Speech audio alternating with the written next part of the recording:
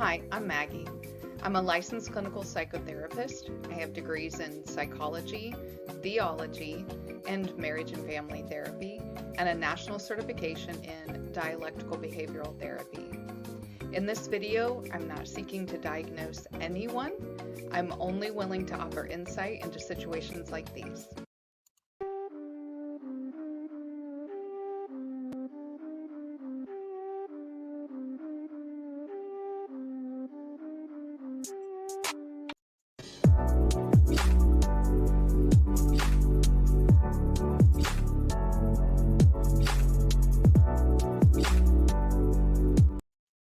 Hi, happy Wednesday. Hi, Nina. I see you in here. Good to see you. Okay, so we only have a couple more sessions left of shadow work. So we added an AMA on this, which means ask me anything. I don't necessarily want people that literally ask me anything, but about the shadow work. So I've added that on a couple times. So I want to start with something that Jung said, because we're going to talk a little bit about self-imposed boundaries. Okay. So he says, if you remain within arbitrary and artificially created boundaries, you will walk as between two high walls. You do not see the immensity of the world. But if you break down the walls that confine your view, and if the immensity in its endless uncertainty inspire you with fear, then the ancient sleeper awakes in you, whose messenger is the white bird. Then you need the message of an old tamer of chaos. There in the whirl of chaos dwells eternal wonder. Your world begins to become wonderful. Man belongs not only to an ordered world, he also belongs in the wonder world of his soul. So, love that. Love to hear from Jung.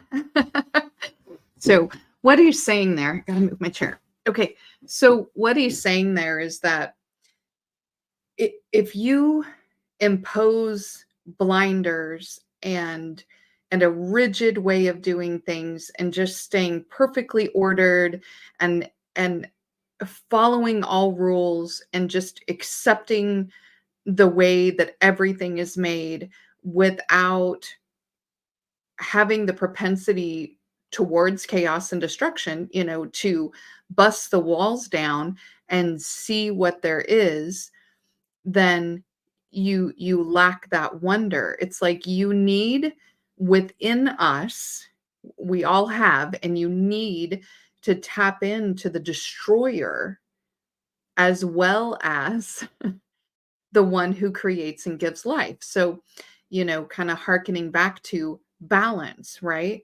So if you want to create things and build things, you need to understand and be able to utilize your ability to destroy and knock things down, right? On a small scale. If I'm trying to put something together and I'm working it and I notice that it's not going together right, then I take it apart. I knock it down, I smush it, whatever, and I start again. So you have to go through that destructive force to get to the highest level of creativity. Again, it's telling us that we need the balance. We need to understand our shadow. Okay. So some of what we're going to talk about today are these self-imposed boundaries, the things where we just accept what we're told about ourselves or what the expectations are for us or what society tells us about who we are and what we want. um how we can't be our most authentic self, because then we're just operating on autopilot, kind of like when Jung says, if you don't make what the unconscious is conscious, then you just go through life with things happening and you call it fate, but really your unconscious is dictating these things. Okay. The other thing that we'll talk about, because it's in the similar vein, that when you get annoyed or angry with other people, when especially children, and there's a reason why, um, For specific behaviors, are you like, you say, this is a huge pet peeve of mine. I hate this about other people. I hate when other people do that. It really pisses me off. By the way, this happened to me this week. Something really, really incensed me, a specific behavior. And I had to stop and think about it today when I was thinking about shadow work. When that happens, when you are triggered, you have this huge pet peeve, you hate this behavior in other people, it's because your shadow knows that you have a propensity for that behavior. It's a mirroring effect, right? Because people will do all kinds of things that don't trigger us at all. We're just like, whatever. But when people do something that incense us or trigger us that bad, or it's just such a pet peeve, it's because there's some part of us that's like that we have it geared towards that. It's something we need to look at. So in my case, it was feeling like somebody had inserted themselves into a situation that didn't have anything to do with them because they wanted to be seen as the savior of the situation, right? Which just incensed me because I'm like, no, we had all this planned, da, da, da, da. And of course I'm assigning intention to this person's behavior that they never stated, right? But why am I assigning this intention? Well, maybe because I want to help people so much that I have to keep myself in check of not saving other people from their own lessons and their own ability to do things. If I enable people and make everything okay all the time and constantly come in and save things, then they don't ever learn. They don't ever get to solve their own problems and get their own lessons. And so I have to hold myself in check to not come in and be the savior of things just because I don't want people to struggle. So this is why it incensed me so because I have to check myself. So that's an example. Okay. So in our book, we're going to go through a couple of journal prompts.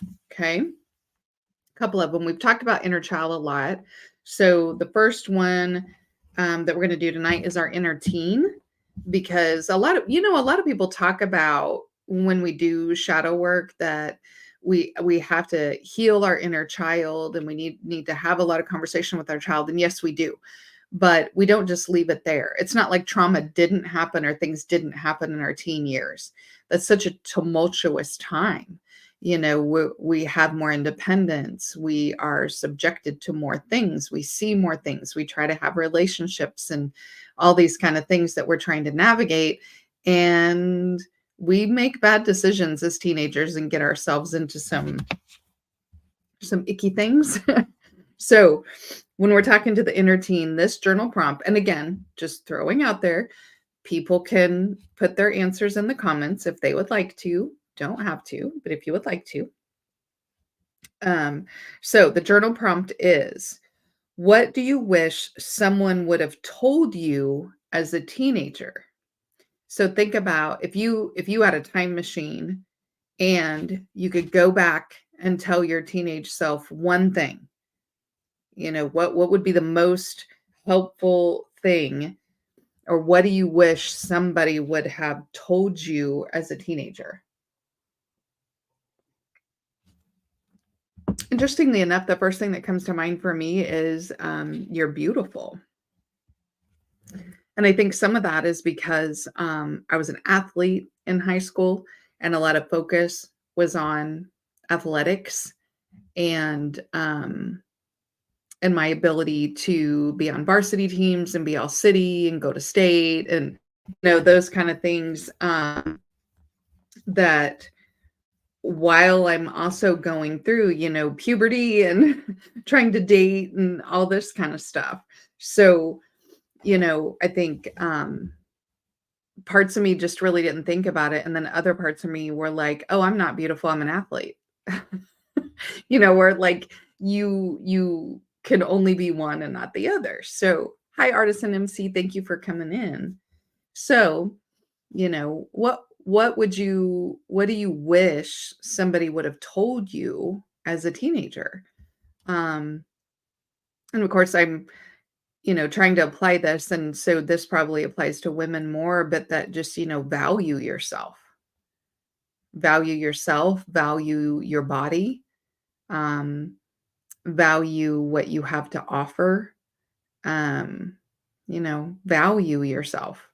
That could probably apply to men as well. Like, as men, what would you tell your teen self? Maybe that you don't have to settle down, or that take a chance, go adventure after high school, whatever it is. Although in some ways I wish I could have done that too, but there was a really good reason I couldn't, and I wouldn't change it for the world. Okay. So that's the first journal prompt. So for those of you following along and doing the journals, that's the journal prompt to do. What do you wish someone would have told you when you were a teenager? Or another way to say that, if you could take a time machine and go back and tell your teenage self one thing, what would it be? The second one, looks like I had 3 of these marked. Yeah. Okay. The second one is, it's entitled anxiety. Hands up. Right? Like, especially this society and world that we live in right now. Not to say that it was ever great, right? I'm in the United States, so anybody listening from other countries, this may or may not apply. I do have some subscribers from other countries, so but as far as living in the United States right now, it's, again, not that it was ever great, but right now it's woof. So anxiety. So we're going to journal, what makes you anxious? Now, for some of us, the answer to that is like everything, but it's obviously not everything, right? But what specific things make you feel anxious? Like, is it having to get out in public? Is it being in a large room that's crowded with people? Is it going to the grocery store? Is it being seen? Is it singing in front of people? Is it people looking at you? Is it fear of embarrassment? Is it worrying about your loved ones? Constantly being concerned about what's happening with them. All of those things can be anxiety inducing, right? Going to work can be anxiety inducing, right? Hi, McDrama Bear. Thanks for coming in. All right. So the second part of that question, after what makes you anxious, is, why does it make you anxious? Because cognitively, we can understand that high anxiety, like when we think about it, like high anxiety is not really helping the situation. You know what I mean? Like, if it makes me anxious to have to go to a big grocery store, on a Saturday when everybody is there and I don't want to be around a lot of people, why does that make me anxious, right? Is that I don't feel safe? Is it that I don't feel heard? Is it that I feel claustrophobic? Is it, what is it specifically? Is it the loud noises?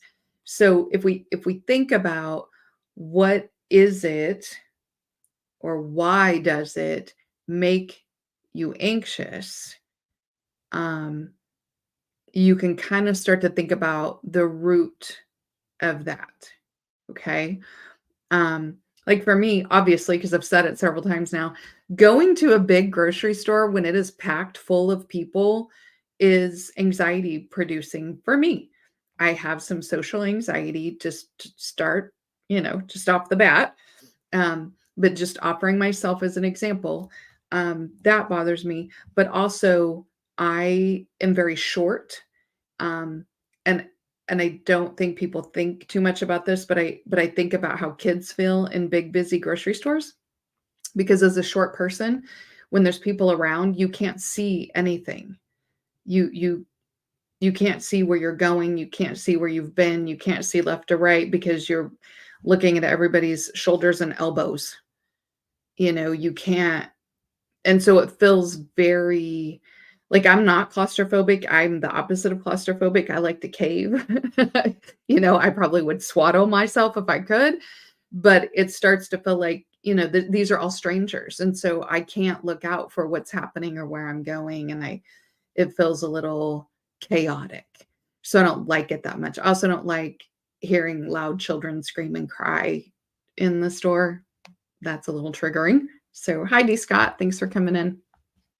So, if we think about why does it make you anxious, then for me, it's going to be, were there times that I felt small and something happened that I didn't see coming, right? So then if I'm in another situation where I feel small and I can't see what's going on, then that same protection mechanism kicks in, right? Anxiety in and of itself is just a protection mechanism. That's all it is. It's a protection mechanism.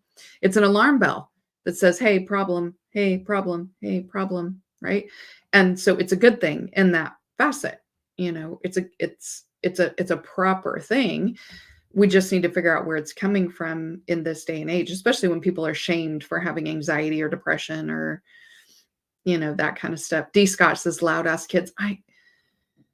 And isn't it always on a Saturday you hear the kid that's just screaming their full, like screaming, and the parents are not leaving. Like, you're just going to be in here letting your kids scream. Okay. Thanks a lot. Okay.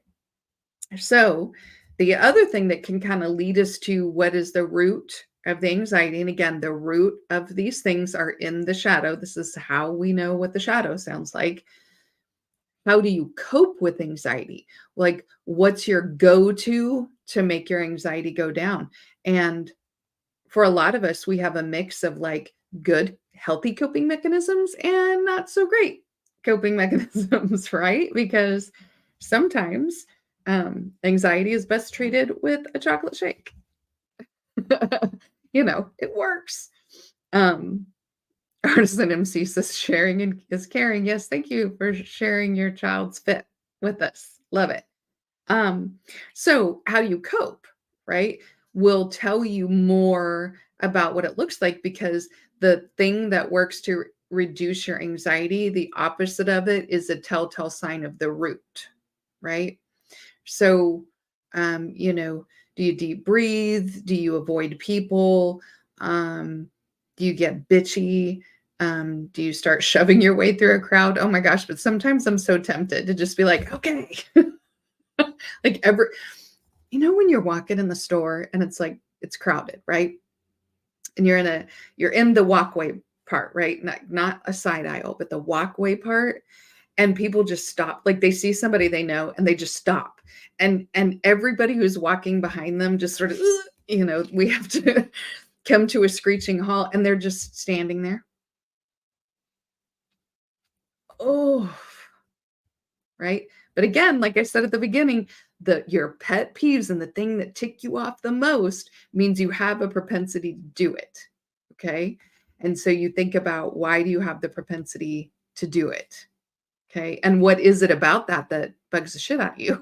So for me, that bugs me a lot. Right. So then I have to think about, why does it bug me when people are inconsiderate and in the way of everybody? And it's like, because you've been told that you're in the way, right? So being in the way is now a thing to never, never, never do. Never be in the way, right? So these clues and these cues give us insight into the shadow, so that when the shadow starts to yell at us and that little voice back there, like, you're in the way, you're always in the way of other people, everybody's annoyed at you, you're just little, and everybody's going to take advantage of you, and you're never safe, then I can be like, nah, I know where it's coming from. I'm not going to listen. Right. Like, okay. So I can get past it. Right. Right. So Artisan MC, excuse me. Yeah, that's kind of, sometimes I just, I get a little sassy pants, but I don't create a scene, but I definitely make it known, like, hey, you stopped all of us like mid walk because you saw Joan from church. Like, nobody cares. Take it to a side aisle. Nobody cares. Okay. So how you cope can kind of tell you the root of that. And what we're doing here, when I say the root of the shadow or what he looks like or all those kind of things, it's just we want details about how the shadow is going to talk to us so that when the shadow talks to us, when that inner voice starts to say negative things or tell you terrible things about yourself or try to make you feel bad, you already know. You already know how to respond, right? You already know the root of the problem. You've already been there. You can just be like, man, it doesn't, I don't care. Okay. Judgment is the third one. Okay. Judgment. And this is a little bit like what I was talking about when things and other people piss you off. It's probably because there's something in you that has a propensity to do that. Okay. Or it's some sort of trigger that's in your shadow. So, judgment. What do you judge other people for? I just noticed Nina says this is why I self isolate. Yeah. Yeah. Sometimes that's what we do. That's our coping mechanism, is just to avoid, right? Because it's safer to avoid. Okay. Judgment. What do you judge others for? And then the follow-up question, do you do the same things that you judge others for? Which is what I was talking about when it's mirrored back to us, the things about ourselves that we don't want to think about. When it's mirrored back to us, then we get pretty judgy about that. So, but the last part of that is, what do you judge yourself for? And that is like, we're going to go ahead and police ourselves before shadow can even say anything to us. Before that little voice can make us feel bad, we're going to literally start tearing ourselves down. We talked about that a little bit last week, when I was giving people compliments, because, we are so quick to downgrade ourselves and call it humility. I don't, there really isn't a point for humility. We've shoved humility down people's throats so much that when people go for a job interview, they don't even know how to market themselves in a job interview because they don't want to seem conceited. But the space between humble and conceited is such a huge, vast place. But if you're not degrading yourself in front of others, then that it feels like you're being conceited. So it's not conceited if it's the truth, right? Right? It's not conceited if it's the truth. I tried to get y'all to give each other compliments and say positive things about yourselves, which you guys did good on saying positive things about yourself. I liked that. So those, that's going to end the journal prompts. I think we're going to be done with that. So we're going to have one more session after this one. I want to read something to you that came to me today that had a lot to do with what we're talking about, which is, I fashioned bars out of expectations and created my own imprisonment. So expectations would be what society expects of you, what people in your inner circles, what they expect of you, but then also what we expect of ourselves. Because I noticed a lot of times that there, especially groups of people, but even as individuals, we have this want to be perfect or to be viewed as perfect, or we have external people saying, oh, well, I would have done this thing for you, except you, if only you were better, if only, then, you might have positive things, and not to degrade anybody's beliefs, but it's sort of like, God didn't bless me. Well, then you should have prayed harder. It's all your fault. Or I didn't get the promotion at work because somebody else got it and I'm more qualified. Well, you should have worked harder. You should have told them. It's like people are shoulding all over themselves with all of these expectations to make the ego part, right? The part that we show other people, to make it perfect, right? And then we're told by society, almost, you're just not good enough. And then you'll get the thing that all these other people get, which is bull hockey. And then we take in, so we have these societal expectations, right? Um, to be a good woman, you have to be X, Y, and Z. To be a good man, you have to be A, B, and C. Or are you supposed to be an alpha male? Wait, no, you're supposed to be a sigma male. No, wait, no, all that's, you're supposed to be a high value man.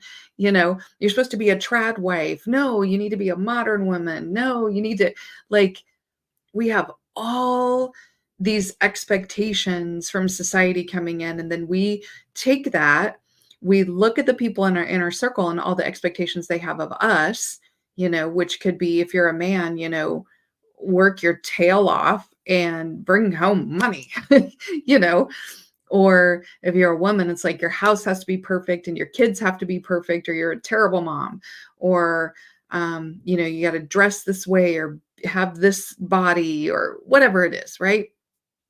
The expectations of the people around us. And then we have our own expectations, right? I want to be seen as blah, blah, blah, blah. I want to be seen as smart or rich or friendly, or, however I want to be seen, whatever my ego says I want to be seen. And we take all of these expectations, and all we're doing is just fashioning bars in our own jail cell. It's like, so I'm going to harken back to Young at the beginning, right? Like, so if we're just going down the road of life, we're just doing life, right? And we have these walls here, we're never going to experience a lot of pain for sure, because we're so blocked in, but we never get to experience joy, right? So taking those expectations, taking our judgments of other people, but also ourselves, taking other people's judgments and just saying, forget it. I'm going to be authentically me. I'm going to fashion my life the way that I want my life to be. I'm tearing some stuff down and I'm rebuilding some things in the way that I want it done, lead us to be more authentic. And also in that way, it helps our ego and our shadow to synthesize. The more authentic we can be with who we are, the more synthesized our ego and our shadow are. So hopefully all that makes sense. Artisan MC, almost got it. Got to be quicker, right? Is the fishing pole with the dollar on it, right? Like, isn't that life? Like, that's life. Everybody's constantly holding the dollar out, and it's your fault that you didn't get it. It's not their fault that they're holding a dollar on a fishing line. It's your fault because you didn't get it, right? And he also says emotional blinders. Yeah. Oh, calm down, demon. We got this. Right. Right. So that is a lot of what I wanted to synthesize today, is that as you've been following along, you've been doing the shadow work, what was the point, right? And it's so that when that inner voice, when that mean little man inside of us gets to talking and telling us stuff about ourselves, that we already know who they are. We know you're saying this because you're scared, or you're anxious, or you want us to loosen up, or you're reminding us of something, or you've been triggered, or whatever it is, and we know what that's about, so we don't give in to that, what the shadow is telling us. We don't give in. Hey, snowman. Thanks for coming in.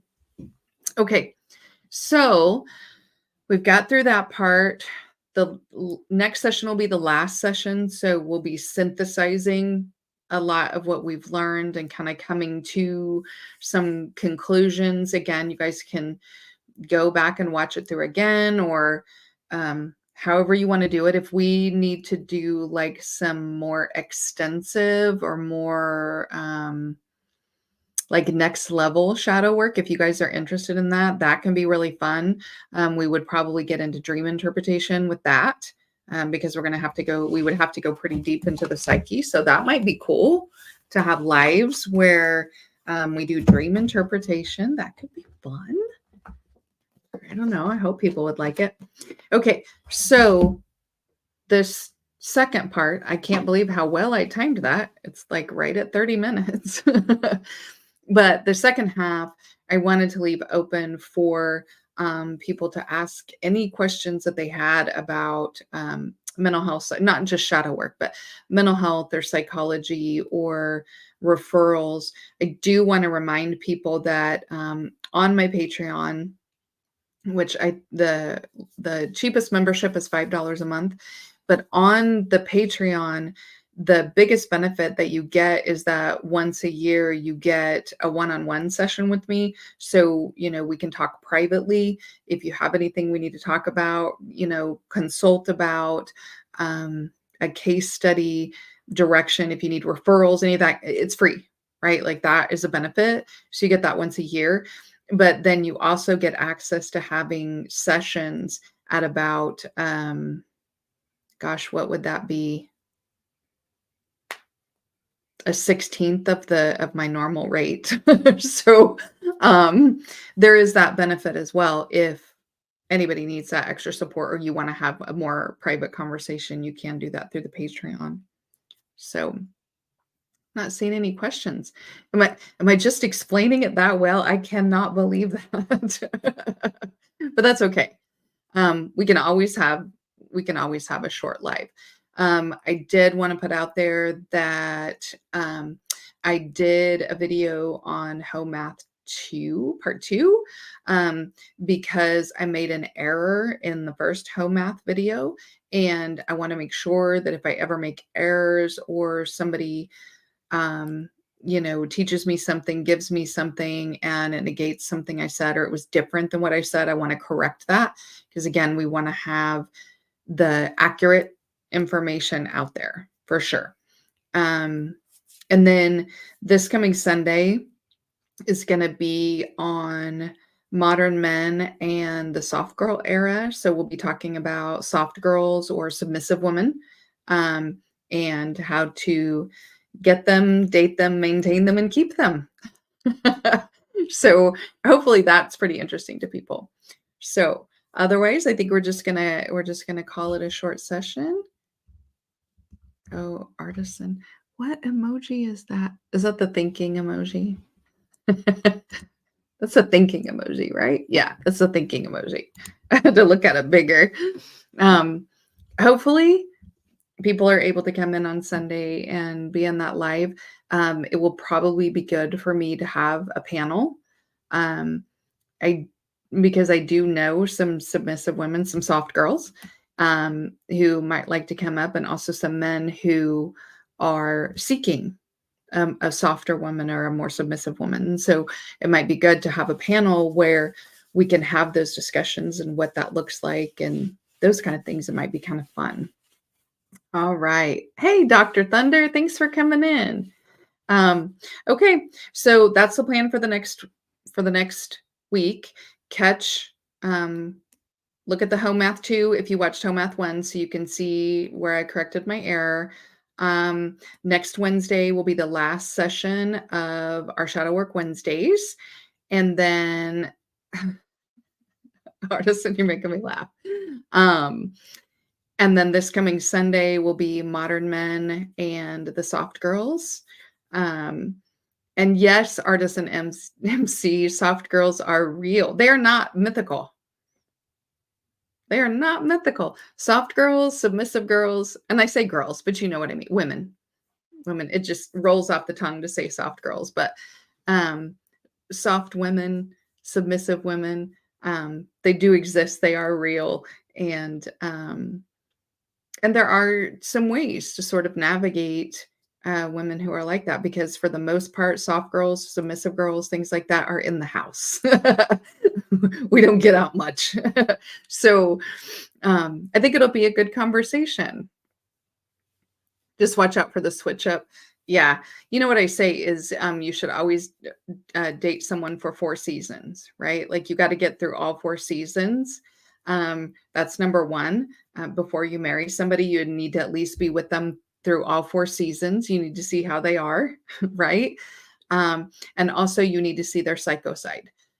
Everybody's got a side that is a psycho side, which is essentially where they lose control of their emotions a little bit, like lose their temper or, melt down into a crying fit, whatever it is. probably in a year, you're going to see what their emotional side is. Um, and if you can handle it, if you're like, oh, that's cake, I got that. Like, I can totally support somebody through that. It's not a big deal. Then you're good to go. So, definitely watch for the switch up, but give relationships plenty of time and see if you can, what's the phrase? If you're willing to offer the emotional labor through someone's meltdown. And if you are, and it's so doable, then you're good to go. Maggie bringing unicorns to the Sunday Live. Interesting. Yes. Yes, I am. Nina says again, why self-isolate, right? So soft girl right there, right? We do exist at any age range as well. So yeah, I think Sunday will be interesting. Hopefully a lot of you can be in there on Sunday because I think this is as all men essentially have really opened up their dating prospects because they want a certain type of woman, and they're having standards. Then if this is the type of woman that you are seeking, then it's good to know what you're in for. Where do you find her? How do you get her? How do you keep her? Those kind of things. How do you make her happy? Just because she's soft doesn't mean, she's just going to put up with everything. Art beat. Like it. All right.